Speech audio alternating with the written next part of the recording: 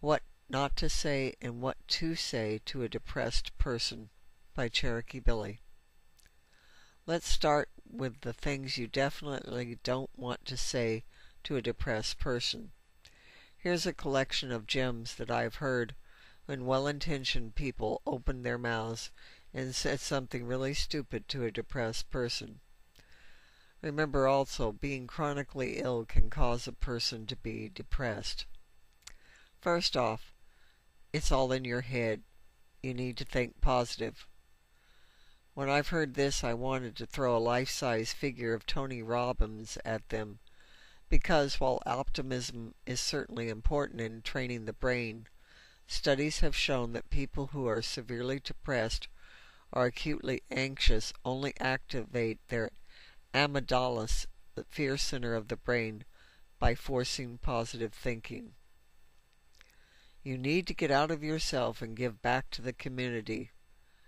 That one has certainly made things bad for many people, because now, in addition to feeling severely depressed, a person also feels guilty and self-absorbed. Yes, giving back is important, but only when a person is healthy enough to hold a ladle at a soup kitchen. Why don't you try and exercise? This is good advice. Exercise has strong antidepressant effects. However, telling someone that they need to exercise is a little like telling someone their butt looks fat in those jeans.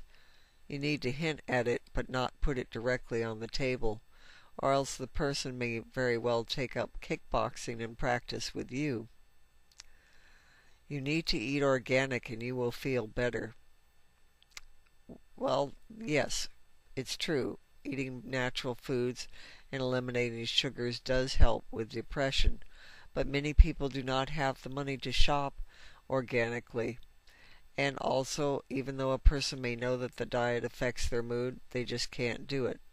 And they'll resent being told that their frosted flakes is causing power outage in the left frontal lobe of their brain.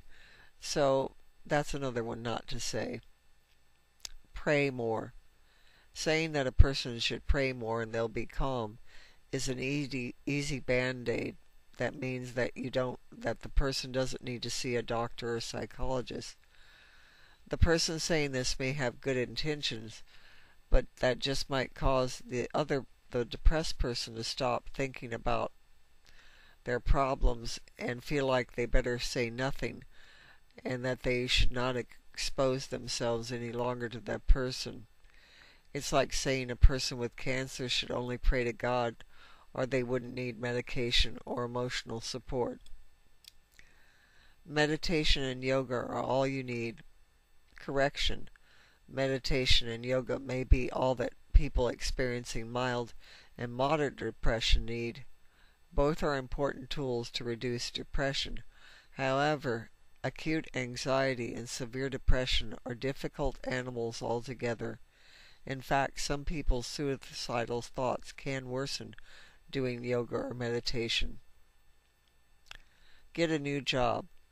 Maybe the job is making this person depressed. Stress is never a good thing for a person's health, and especially their emotional health. It pours toxins into their bloodstream. But don't encourage a major decision while the person is depressed. A balanced perspective is needed. Are you happy in your relationship? Again, relationship problems might certainly be triggering the depression, but I've talked to too many people who almost left their husbands and wives when they were clinically depressed, thinking that something around them must be the problem. Since the spouse is the closest thing, he or she gets blamed for the mood dips. You have everything you need to get better. This, of course, implies that all pharmaceuticals are toxins that do nothing more than dull your emotions. Guess what? Some forms of modern medicine actually aid recovery. Seriously, kind of like chemotherapy for cancer patients and insulin for diabetes. Would you tell a woman with breast cancer she has everything she needs to get better? No, I don't think you would. Do you want to feel better? This suggests that a person needs to be happy, that they can get happy if they want to. Want to be a little more giddy? Let me adjust the optimizing level a tad. There we go, happy again. Again, I do think you do have to watch your thoughts, retrain them, applying tools for optimism, but I don't think a person can pull themselves up by their bootstraps without any help every time. Please don't make the person feel like a failure in addition to being depressed. Everyone has problems. Sure, everyone does, but forget about the Congo and Bangladesh when talking to a depressed loved one. Some people absolutely do have it worse, but that doesn't make their pain any less real or profound. Chances are, if you do bring it up, they will also feel weak and pathetic, like they have no right to feel the way they're feeling, which of course will make them feel worse. Now let's get to things that you should say to someone who is depressed. It's important to show your love and support. Here's one thing. We'll start with things to say. You don't walk this path alone. I'm here if you need me. I love you. Talk. I will listen. Tell me how you feel. I would like to understand. Is there anything I can do to help? I believe in you. You're awesome.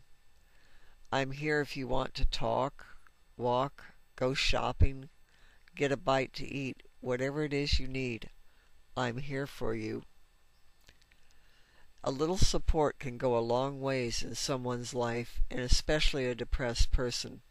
Make sure you support a friend or a loved one who is depressed. Listen to their ideas. If they are involved in something, go to their events. Share what they're feeling if they share posts about it. Celebrate their victories. Remind them of their importance after failures.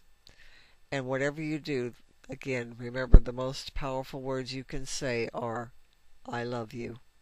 Thank you for listening. This is Cherokee Billy.